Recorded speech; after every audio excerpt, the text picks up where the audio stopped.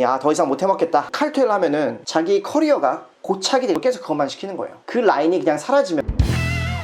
이번 영상에서는 빅펌 회계법인을 오래 다니기 힘든 이유 3가지에 대해서 말씀을 드릴게요. 이 영상을 끝까지 보시면 빅펌 근속 연수가 왜 상대적으로 짧은지, 그리고 빅펌을 왜 오래 다니기 힘든지에 대한 이해가 보다 높아지실 거예요. 자, 첫 번째 이유는 과중한 노동 강도예요. 회계 감사 업무 위주로 수행을 하신다라고 하면은 비지 시즌, 즉 1월부터 3월 말까지를 흔히 비지 시즌이라고 얘기를 하는데, 이때는 평균, 제 경험으로는 평균 한 새벽 2시 정도까지 일을 하고 그 다음날 한 9시 반 이 정도까지 고객 회사로 출근을 하죠. 그래서 평균 새벽 2시인데 이거보다 일찍 가는 경우는 좀 드물고, 경우에 따라서는 정말 날밤을 새고 아침 6시, 7시에 집에 잠깐 갔다가 옷만 갈아입고 다시 또 출근을 하는 이런 경우들도 흔히 있죠. 자, 그래서 이 3개월 동안은 정말 좀 엄한 노동 강도에 시달리는데, 그렇다고 해서 비지 시즌이 끝났어, 4월이 되면은 갑자기 편해지냐? 뭐 예전에는 좀 그랬을 수도 있지만 요새는 전반적으로 보면은 뭐 그렇게 편해지는 것 같지가 않더라고요. 비지 시즌이 끝나고 그 이후에도 어떤 용역 업무 등에 투입이 되면 프로젝트 중간중간 어떤 중간 보고 같은 게 있고, 그리고 최종 보고 같은 게 있을 때는 기본적으로 야근을 하게 돼요. 야근 시간은 뭐 일괄적으로 얘기할 수는 없지만 최종 보고다 이러면은 거의 뭐 날밤을 샐 수도 있고,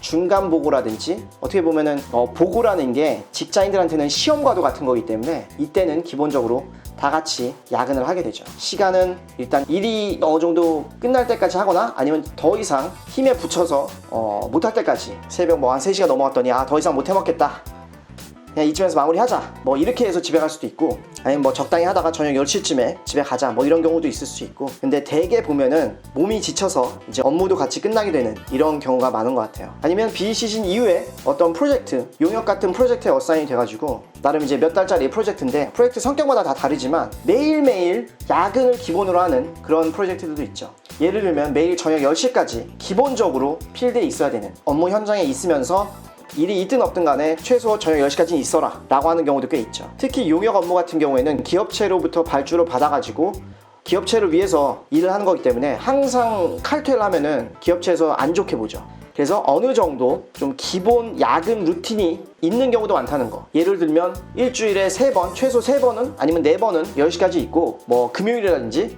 이럴 때는 칼퇴를 해라, 이런 식으로 프로젝트가 운영이 될 수도 있어요. 자, 첫 번째 이유는 과중한 노동 강도였고, 자, 두 번째 이유는 뭐냐면은 내가 원하는 업무만을 할 수가 없다. 빅펌에 입사를 하기 시게 되면은 이런저런 다양한 업무들에 이제 투입이 될 텐데, 어떤 업무에 투입되는지는 내가 결정할 수가 있는 게 아니에요. 물론 내가 하고 싶은 업무를 어필을 한다면 어느 정도 받아줄 수도 있고 뭐 감안을 해줄 수는 있겠지만, 모든 사람들의 편의를 다 봐주면서 업무가 진행이 되진 않죠. 상대적으로 선호도가 있는 업무가 있을 수도 있고 좀 다들 좀 기피하는 그런 업무가 있을 수도 있는데, 처음에 업무 배분이 이루어질 때는 나름 이 친구는 뭐가 좀 잘할 것 같으니까 이런 프로젝트에 데려가자, 이렇게 업무 배분이 이루어질 수도 있지만, 전반적으로 보면은 신입 회계사들에 대한 어떤 그런 업무 퍼포먼스의 기대치가 높지 않기 때문에 복불복으로 이루어지는 경향이 없잖아 있죠. 일을 시켜보기 전에는 어떤 강점이 있을지 어떤 약점이 있을지 알 수가 없기 때문이죠. 근데 우연찮게 처음에 특정 프로젝트에 발을 담그게 되면 그쪽으로 자기 커리어가 고착이 될 수가 있어요. 이게 무슨 말이냐면, 예를 들어서 나는 처음에 이제 입사를 했는데 영문도 모르고 뭐 건설업 하는데 건설업 쪽 고객사에 일을 하게 됐어요. 그래서 처음에 좀 하게 되니까 그 이후부터 계속 건설업만 시키는 거야. 나는 별로 하고 싶지 않은데. 그러다 보니까 나는 이제 뭐 좋든 싫든 간에 건설업 전문가, 이런 식으로 포지셔닝이 자동적으로 되어버리는, 내 의지와는 크게 상관없이 이런 식으로 흘러가게 된다면은 내 의지와는 상관없는, 나는 별로 이 업무를 하고 싶지 않고 나는 좀 다른 업무를 하고 싶은데 그냥 주구장창 내가 건설업 해봤다는 이유로 계속 그것만 시키는 거예요. 이러다 보면은 회사를 오래 다니기 쉽지 않겠죠. 아니면 나는 예를 들어서 개업을 목표로 하고 있어서 조금 작은 규모의 고객사들을 여러 군데 나가고 싶은데, 어디 대규모 클라이언트, 일명 메가 클라이언트라고 하는데 이런데 상주하게 되는 경우가 있을 수도 있죠. 그래서 나는 좀 작은데 많이 돌아다니면서 많은 사람들이랑 좀 친해지고 고객들 만나고 이런 걸 하고 싶은데, 메가 클라이언트라면은 이를테면은 정말 좀 뭐 이름만 대면 알 수 있는 그런 대형 클라이언트들이 있죠. 어디 은행이라든지 뭐 어디 전자 뭐 등등 이런 데 같은 데들은 기본적으로 고객사에서 상주하는 기간이 꽤 길어요. 그리고 이런 메가 클라이언트들 이런 데 같은 경우는 상주하는 인원이 많다 보니까 내가 연차가 얼마 안 되는 데 있어서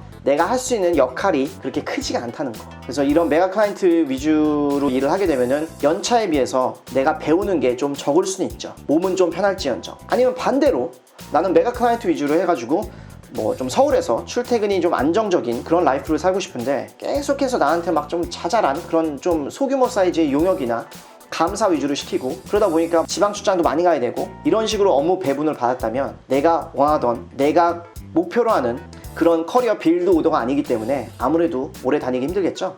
그래서 이러한 이유로 인해서 내가 원하는 업무만을 항상 할 수가 없다. 내 의지에 반하는 그런 업무들을 많이 하다 보면은 자괴감이 많이 들고 그리고 내가 좀 세웠던 목표 같은 것들이 많이 희미해지기 때문에 이러한 이유로 퇴사를 하는 경우도 꽤 많죠. 그리고 세 번째 이유는 어떤 정치적인 이유 또는 사내 라인을 잘못하게 되는 경우, 즉 줄을 잘못 서서 퇴사를 하게 되는 이런 경우들도 있죠.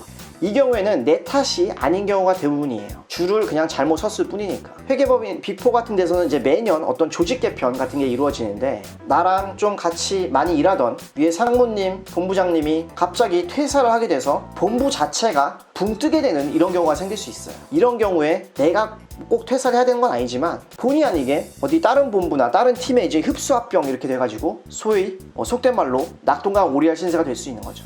이거는 좀 안타까운 경우긴 한데 기존에 나를 잘 케어해줬던 그런 좀 윗사람들 나름 그런 라인이 있었을 텐데 그 라인이 그냥 사라지면은 아무래도 회사 내 입지가 되게 불안해질 수 있겠죠. 물론 새로운 데 가서 새로운 상사들과 잘 지내면서 업무를 해서 잘 풀릴 수도 있겠지만 그 가능성은 상대적으로 높지 않다는 거.